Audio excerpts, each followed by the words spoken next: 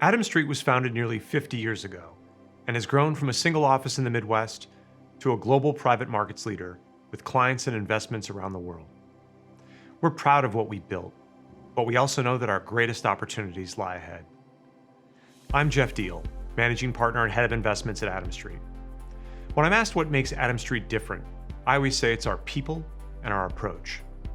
Our firm is 100% employee-owned, which to us means our clients' interests are completely aligned with ours, and we firmly believe in treating our clients like partners.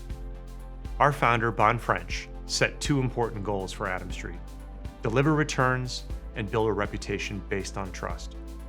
Strong results and solid reputations both take years to build and need to be nurtured each and every day. We work exceptionally hard at hiring the right people to sustain the culture we've created. Teamwork and integrity are bedrock principles for us, so we look for people who are honest and forthcoming. We bring together people who have a wide range of backgrounds and perspectives because we believe diverse teams get better results. You may hear the firm talk about leading with foresight. Behind these words is a proven approach. Our experience, proprietary intelligence, and technology platform help us derive unique insights that lead to investment opportunities we think others in the market might miss. In private markets, these insights are necessary, but not sufficient for success. Since great managers of private companies and funds choose their financial partners, we must leverage our trusted relationships with these managers to turn our insights into actionable investments that can deliver value to our clients. Each of our 5 investment teams employs this approach.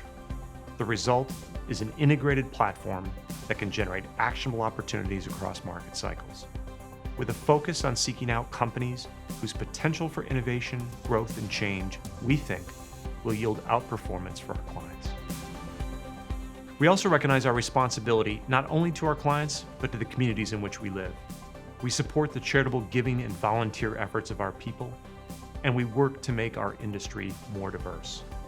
Adam Street is always pushing to improve ourselves, our firm, our industry, not because it's on trend, but because it's the right thing to do. I'm excited about Adam Street's future. We continue to develop new investment solutions, hire the very best people with deep expertise, and identify opportunities to grow around the world. Through all of this change, our focus will remain the same: generating returns for our clients and treating them like trusted partners.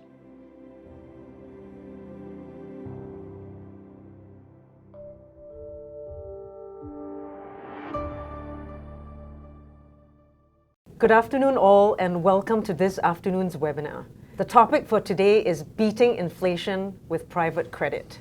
While I'm introducing Ben, we will have a poll on why you're joining us today. So I'm very privileged to have Ben Hart with me today. Ben is a partner and heads up the investor relations group at Adam Street across Asia. He also heads up the corporate and institutional business, as well as the wealth management business channels. Ben also joined Adam Street after having a tremendous career, both in investing and leading companies in private equity and in technology. I'm Joycelyn, the head of growth, and without further ado, I'll be handing over to Ben Hart to lead the next segment. And thank you everybody for joining today. So I think it might be helpful if I spend just a few minutes on Adam Street. As you saw in the video just now, Adam Street is a leader in global markets. We've been in this business for 50 years now. In fact, 2022 is our 50th anniversary. So we've seen 5 decades of private market cycles, and it makes us one of the most experienced private equity firms in the industry. Today, we manage just over $50 billion in client assets. As you would have seen on the video just now, we are 100% employee-owned. We have a deep and broad footprint in the private equity industry, working with over 450 private equity general partners worldwide, either investing in their funds, investing alongside them, or providing debt capital to them, which we'll talk about today in the subject of private credit. As it also mentioned in the video, we have a proprietary database which tracks over 26,000 companies and almost 2,000 funds. As a firm, looking on the right side of the slide here, we have over 250 employees in 11 offices with over 90 investment professionals globally. Importantly, in addition to our employee ownership, we invest in the funds that we manage, so any accredited employee at Adams Street is able to invest in these funds. In addition to that, we take our commitment to ESG and diversity very seriously and recently hired a new head of ESG to bring additional focus to that for the firm and everything we do. Just lastly, this slide here shows our 5 investment groups at Adams Street. And if I start with the upper left, our primary investment team, this team invests in newly formed private equity funds. Many of you might refer to this as a fund-to-funds business. So you can see Kelly and her team have over $30 billion US dollars invested across over 1,000 funds. And typically Adams Street is the largest or among the largest check writers in the funds that we invest in. And so we're an important enough investor that the GPs typically give us an advisory board seat or an LPAC seat where they are available. If you continue to the right and kind of around the circle here, those GP relationships that we have on the primary side of our business really drive a lot of the other strategies. So if you think about our secondary business, that is a strategy whereby we're looking to acquire funds typically between 3 and 8 years old. And one of the things that we do is we target the funds that we're already an investor in on the primary side. So we leverage the relationships and the data, and about 80% of the deals done by our secondary team are with existing Adams Street relationships. Same thing with our co-investment strategy. About 75 or 80% of the deals that Dave and his team are doing alongside the GPs are with Adams Street GPs. At the bottom, private credit, which we'll be talking about today, that's nearly $7 billion that we manage. Bill and his team, this is a sponsor-focused strategy. So these are deals where a private equity GP is typically acquiring a company or they're in some kind of buy and build transaction, excuse me. And again, that's leveraging the primary platform at Adams Street in those relationships that we have. Lastly, our growth equity strategy in the lower left. This is actually our original strategy at Adams Street. It goes back to 1972, investing in late-stage startups, predominantly in the technology and healthcare space. With that, I will hand it back to you, Joycelyn. Ben, I would like to kick off with, what is private credit and how does it differ from traditional fixed income? Sure. So private credit has seen pretty amazing growth in the last 10 to 15 years, and it's a subject on everybody's mind these days. So the way we typically look at private credit is that is defined as non-bank lending. This would be debt that is not issued or traded on the public markets. You'll sometimes hear this referred to as direct lending, excuse me, or private lending. And in LPs portfolios, it's often referred to, or it sits under alternative credit. Many LPs will put private credit within their private equity bucket or allocation. Increasingly, it is beginning to be seen as an alternative to fixed income, to your question. That said, private credit does cover a range of strategies. So everything from senior secured $1 term debt to mezzanine to distressed lending. Distressed lending tends to have a more equity-like risk and return profile. It's the senior loan strategies that tend to be more comparable to fixed income. Like fixed income, private credit or senior lending tends to generate most of its return from the coupon. So it's an income-generating asset class with limited upside and stable income. At least that's the objective.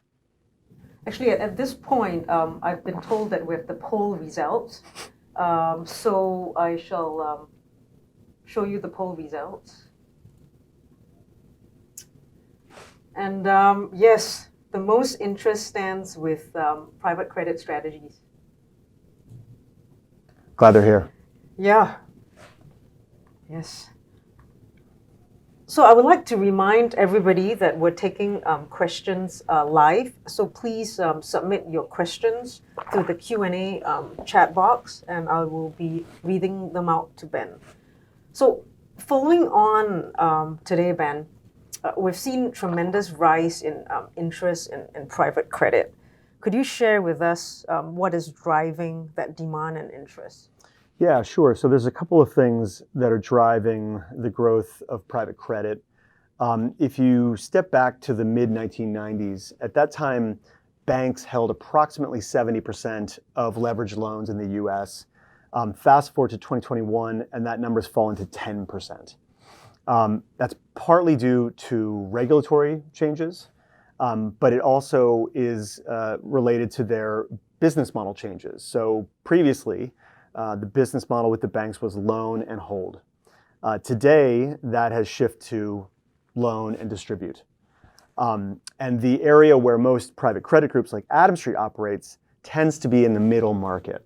So in our case, these are companies of enterprise value between 150 and 750 million, or EBITDAs of 15 to 75 million. That part of the market is not liquid enough for the banks to execute on their model. Again, that loan and distribute model. So the banks have shifted out of the middle market and have moved more toward the upper end in what is traditionally known as the broadly syndicated loan market. The other factor that is driving the growth of private credit strategies, broadly speaking, is the growth in private equity. So the shift in dollars from public markets to private markets, large institutional investors and private investors, private wealth investors, allocating more dollars to private market strategies means that private equity sponsors today are sitting on record levels of dry powder.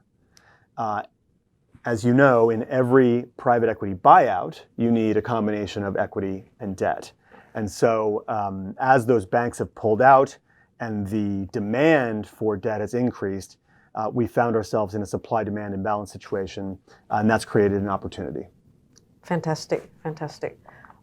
So, given the interest in the poll, Ben, can I ask that you go through some of the key strategies that Adam Street could potentially be offering? Sure. So at Adam Street, we're, as I mentioned, really focused on performing credit. So we refer to as making money good loans. We figure that if you can get your coupon on time and your principal back at maturity or exit, you're 90% of the way to returning the fund to the investors with some profit. We do have a flexible approach. So at Adam Street, we have the ability to invest up and down the debt capital structure. Everything from, as I mentioned, plain vanilla senior term debt through to unitranche loans, second lien, and mezzanine. In all cases, our objective as a firm is to build portfolios that deliver low losses and consistent income to our investors.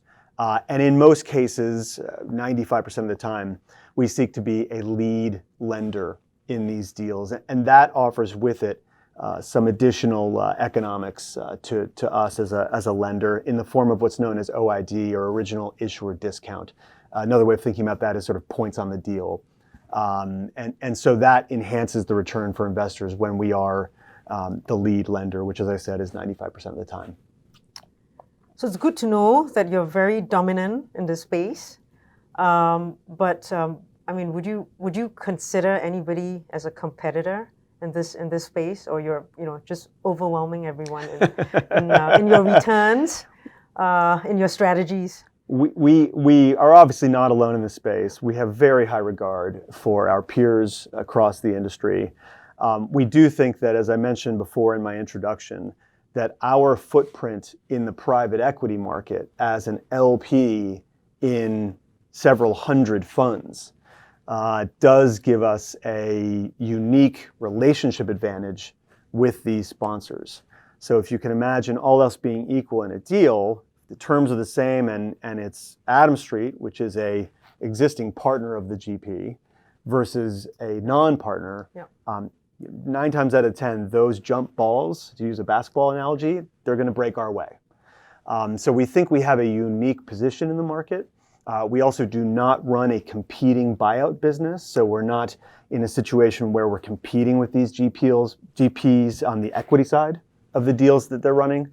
The other advantage that we think we have is information. So many of the middle market companies that these sponsors are targeting, they tend to trade hands within the private markets.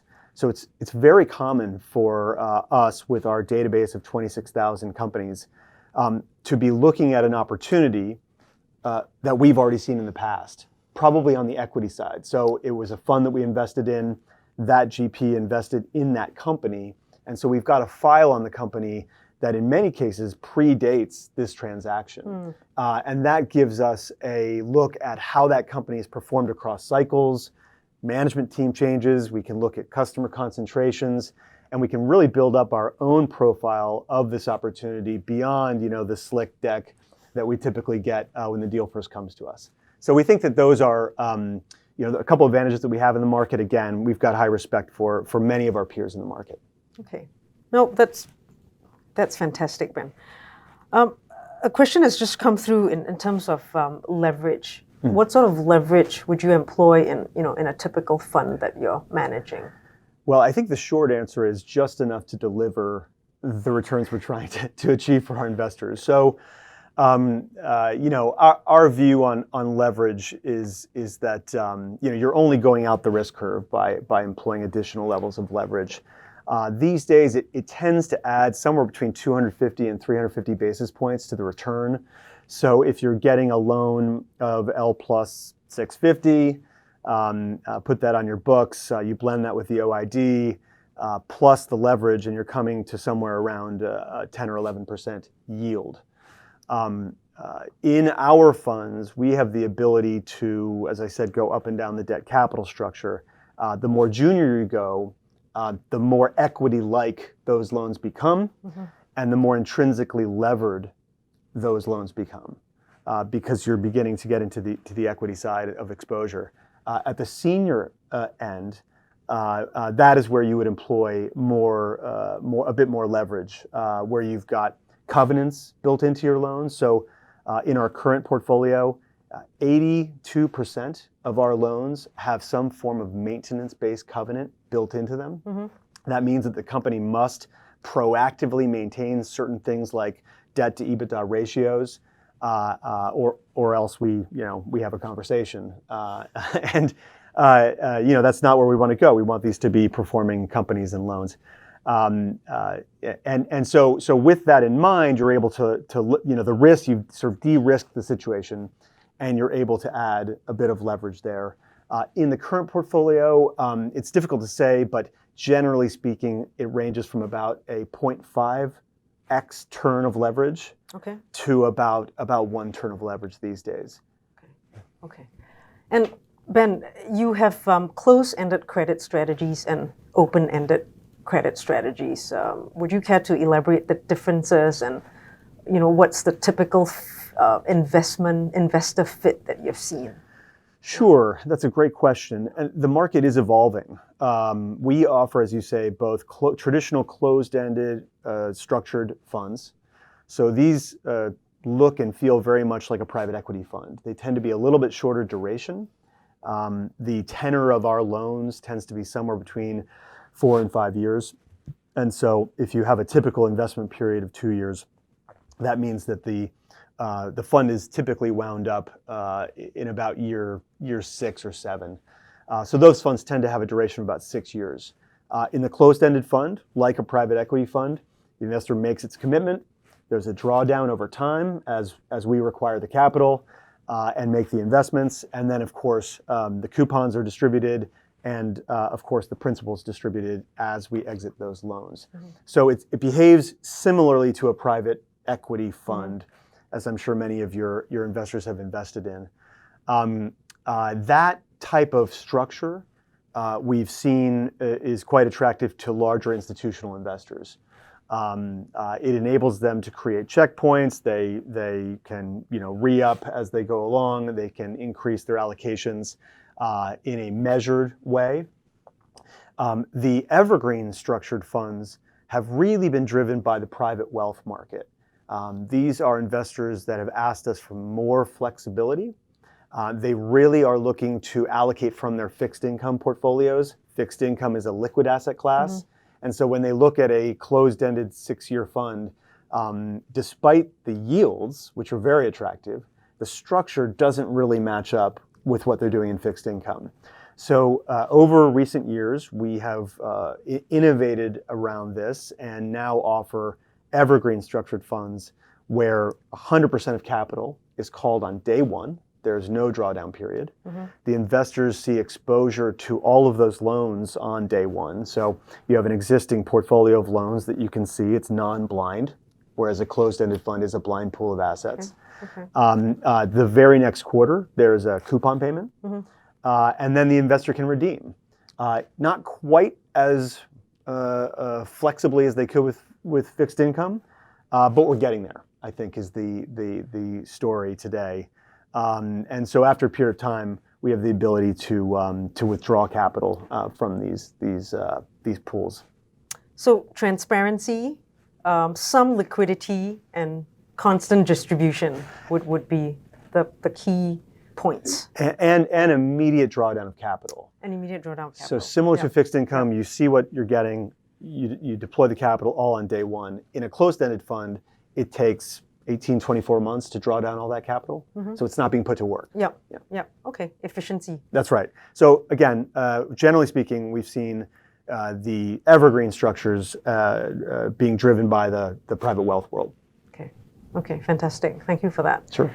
Now, I'm going to move on to why we're all here today, which is inflation and rising rates. So Ben, could you share with us Adam Street's views and the positioning in a private credit fund that would be good for investors in such a scenario? Sure, it's very topical as we hopefully emerge from COVID and have seen that additional government spending and resurgence of demand driving inflationary pressures. It's something we're thinking about and talking about a lot.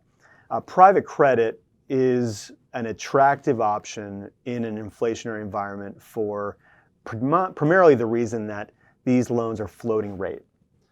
And so typically it's a fixed LIBOR floor with a floating rate. So as interest rates rise to deal with the inflation that you might see, the loans pay more. So your coupon payment increases. We are, however, although we have no crystal ball on the future, we are adding an additional layer of kind of filters around all the deals that we're doing today. So we're really looking at, are these companies able to absorb the additional cost pressures that they're seeing? Are they able to pass along the pricing to their customers? Are they able to deal with the supply chain issues that we've seen? And so our team is taking just an extra look at every loan that we're making within the context of inflation and with the assumption that the inflation is not just transitory, but likely here to stay for the medium term. Okay. So I'd like to remind everyone again that for more questions, please type it into the Q&A box. You mentioned COVID earlier, Ben. How did COVID affect the credit portfolio and the credit strategies, if any? Well, we were very fortunate that we experienced no material degradation to the portfolio. We did have 2 companies that were impacted out of a portfolio of about 40 loans. One was in the aviation services sector, and obviously when the government mandated lockdowns occurred, all the planes stopped flying, essentially. So they were impacted, and then another company had exposure to the convention center business, and obviously there were no meetings happening or conferences happening. As a lead lender and working with the sponsors involved in the deal, we're able to sit down at the table with these companies and really work out a plan. And in both cases, what we did essentially, I'm simplifying here, but was we deferred a coupon payment by a quarter or two in exchange for some PIK equity. Yep. And I'm very happy to say that both of these companies are performing according to plan. They are current with their payments. We were fortunate also in the fact that historically our team has not really favored brick and mortar retail or food and beverage. So none of the loans in our portfolio had exposure to those sectors. In fact, a lot of the companies that we had exposure to were what you might think of as fairly boring businesses. Roof fixing companies, window manufacturers, and as it happened through COVID, many of those industries saw increases in their business because people were staying at home all the time and, of course, reinvesting in their homes. So we felt very fortunate. We had no, as I said, realized markdowns through COVID. Fantastic. So I think if I could summarize that, was that your credit strategies were extremely resilient, simply because of your deep understanding of the markets and the private equity sponsors that you were working with and the business segments and sectors that you were actually supporting. Is that? Absolutely. Yeah. I will just emphasize that being the lead lender and being being senior in the debt capital structure was critical to our ability to manage the relatively few situations which did come up. The industry approach helped quite a bit as well. The other thing that we were grateful for was that with the confidence of our investors, we were sitting on a fairly large pool of dry powder as we went into that COVID market crisis, which, as we all know, lasted about 30 days. And so we were able to pick up some secondaries in the market. There were some lenders who are publicly listed, and because of that, they had to rebalance their portfolios due to the dislocation in the markets. And so we picked up some deals pretty attractively priced. So our portfolio today has exposure to that kind of historical moment in time, which was very fortunate. Yeah. No, again, it speaks to your dominant position in this field. I would say conservative approach. Conservative approach. Right. Okay. It's a competitive business. That's for sure. But I think as I said, we're looking to make money good loans. That's how we approach every loan we make, and I think that served us very well through the COVID crisis. Okay. Ben, could you also share today with us in terms of defaults during the difficult times, roughly across the portfolio? So. Again, very pleased to say that we've seen no defaults in our portfolio, and again, I think, not to repeat myself, but part of that was our conservative approach, where we sit in the lending structure, being a lead lender, and the sectors that we target. We saw no defaults in our portfolio whatsoever. Congratulations. Thank you. Yeah. Congratulate the team in New York. They did all the hard work. Okay. Something that's quite topical is actually Russia and Ukraine. What would be your Adam Street's comments around that and any potential effects on credit, on all the credit strategies that you're running? Right. It's obviously a very sad situation, and we all want this to be resolved as soon as possible for everybody's sake. I think that from our perspective, firstly, our strategy in the private credit space is a North American focused strategy. Almost all of our loans are with U.S.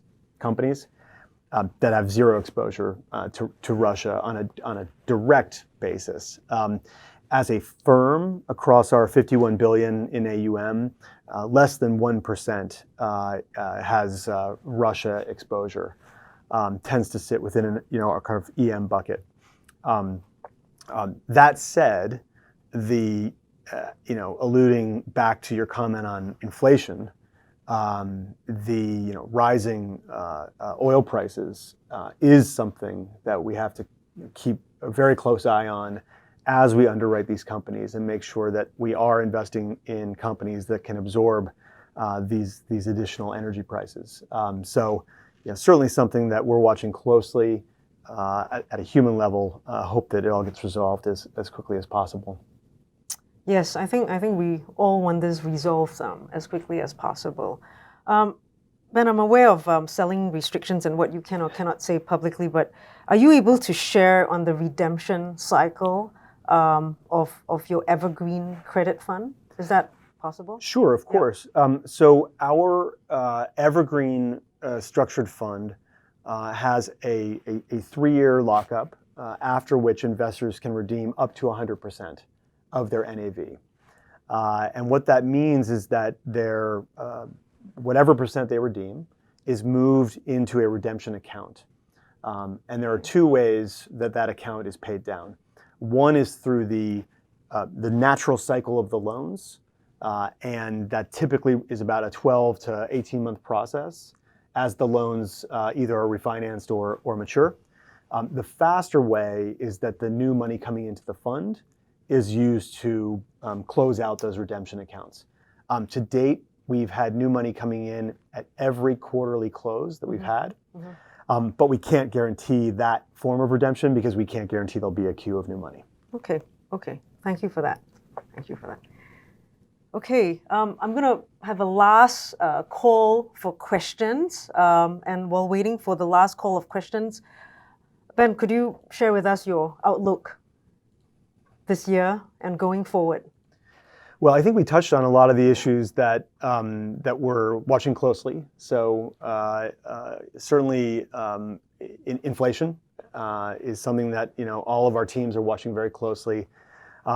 Obviously, what's happened in Eastern Europe and Russia has led to some dislocation in the equity markets on the public market side.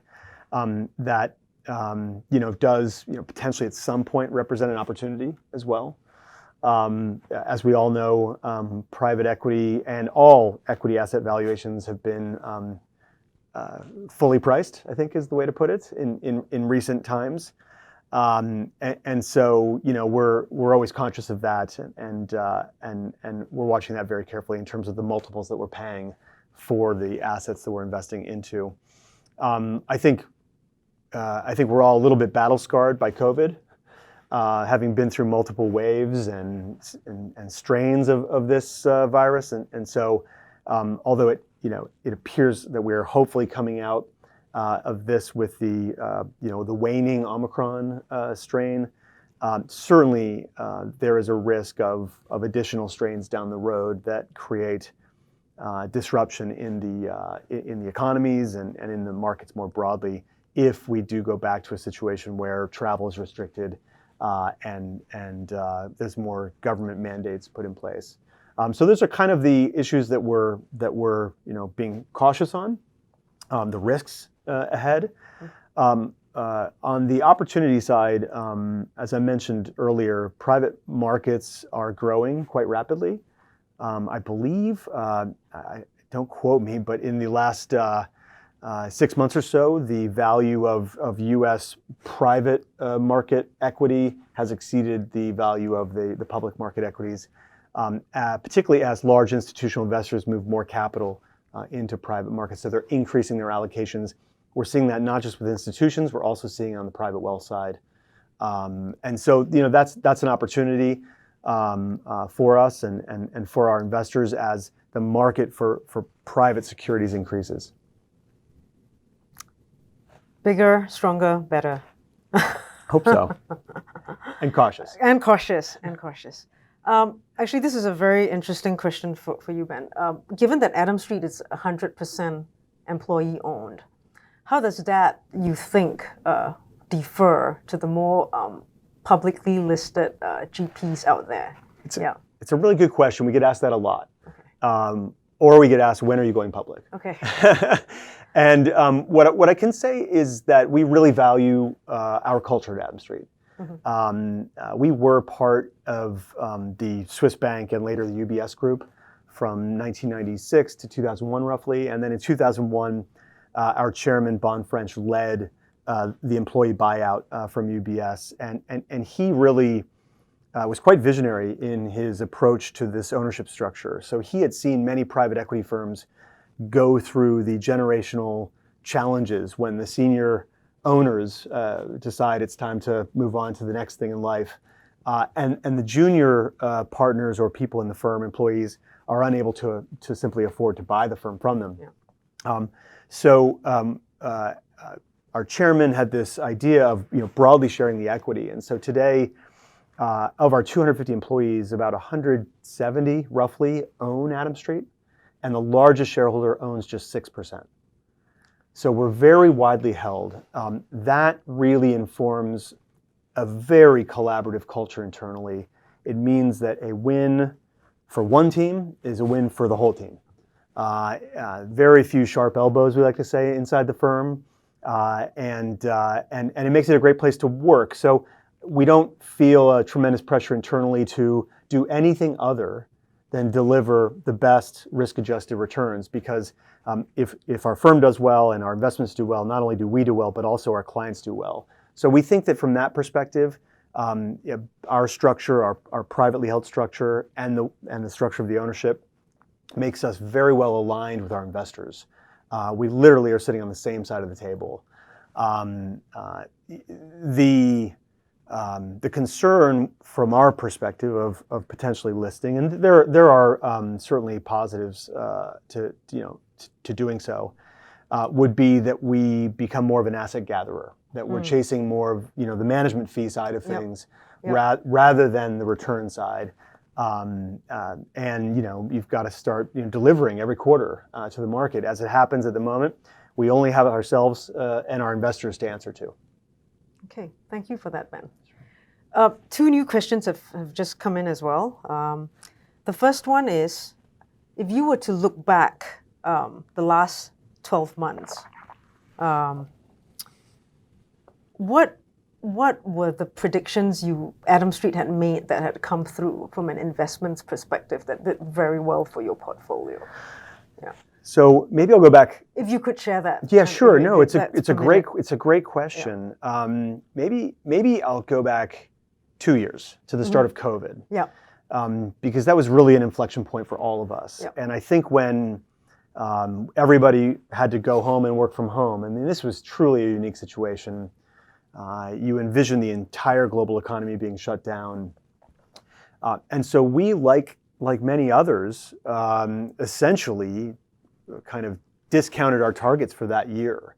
We said, well, we're not going to do this much here. And, we discounted your targets in investments or and fundraising, both. And fundraising. Both sides of things. We just thought there would be a broad pullback, that we'd be entering potentially a long-term recessionary environment. Again, opportunities in that situation, but private markets tend to be longer term. So you make the investment today and you're talking about a return in a couple of years from now, at least on the equity side. So, we were concerned like everybody. I think we have always at Adam Street had a deep-seated belief in technology. Our roots as a firm are in technology.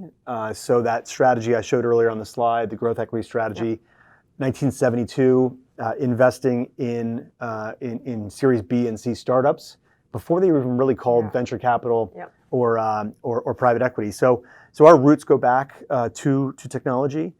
Today, technology and the other sector that we've always been, or particularly in the last 5 years, been very excited about is healthcare. And those two served us very well through this period of time, better than we could have anticipated. You've seen the acceleration of digitization of our lives broadly, as everybody went on to Zoom and did things more digitally. In the US, there's an amazing chart. We don't have it here, but it shows that up until COVID, I think it's something like 12 to 15% of the U.S. Retail market was in e-commerce, and that's a chart that took from 1995 until 2020. to get to 15%. And in less than 2 months, it went up to something like 25%. So it has this big hockey stick effect. Obviously, we all experienced that. I'm not telling anybody anything they don't know or haven't experienced. But as investors, we'd always been overweight technology and the longer-term trends in healthcare with aging populations, particularly in places like China and the U.S. And Europe as well. So those we've always been optimistic on, but I think they exceeded our expectations. Remote healthcare became more of a thing. I've been doing video COVID tests here in Singapore, and I think it's a great innovation, particularly when you have a pandemic and you'd rather not meet face-to-face with too many people. So we were surprised at just how much creativity, I think, and innovation was released through this time. The other thing that surprised us was the amount of new capital that came into private markets.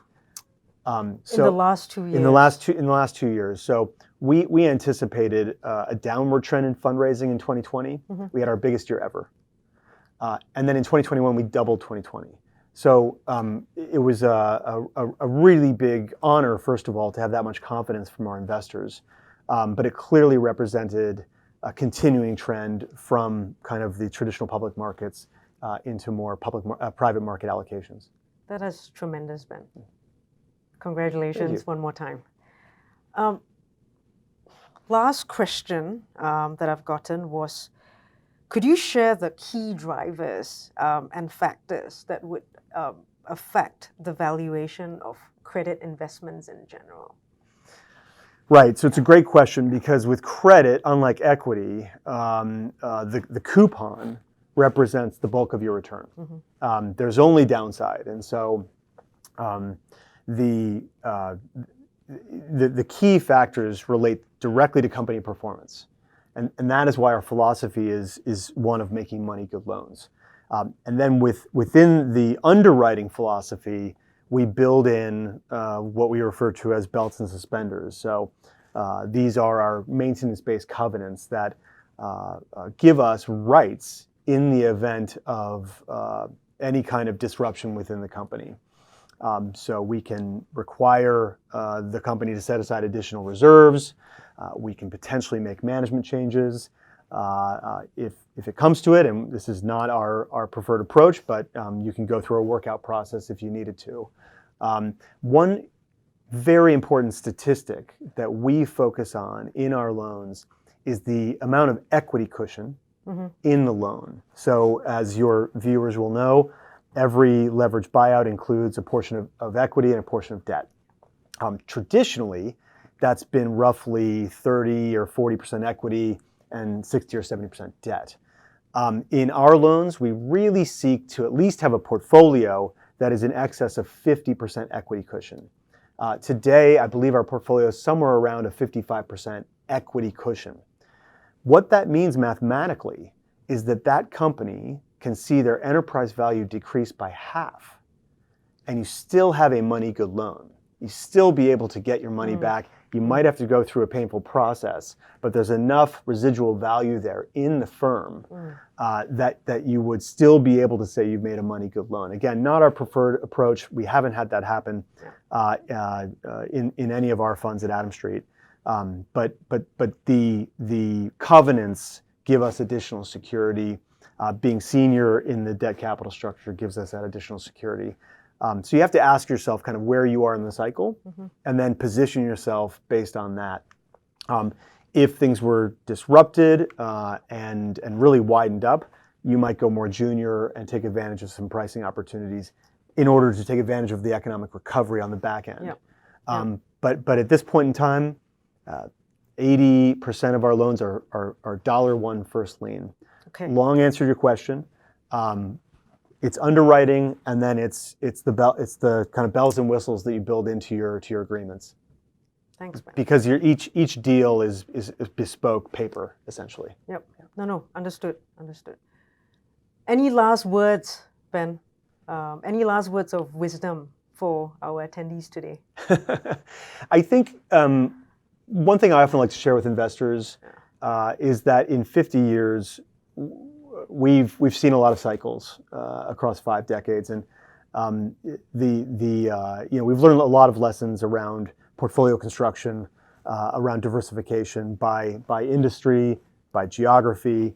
But we found the most important component of portfolio diversification is time. We have learned time and time again, no pun intended, not to try and time the markets, particularly in an asset class like private equity, private credit. You're typically deploying the capital over a multi-year period, and you have no idea today what the environment's going to look like in 3-5 years as those investments are being harvested. And so, we really recommend generally speaking, against trying to time the market. You can maybe time broader trends and be smart about the broader secular trends in the market, as we've been with technology and healthcare. But time diversification is really, really important. Hence the Evergreen Credit Fund. Exactly. Okay. Thank you, Ben. Thank you to all our viewers today. I hope you found this extremely informative. Please reach out to us if you have further questions, and have a great evening.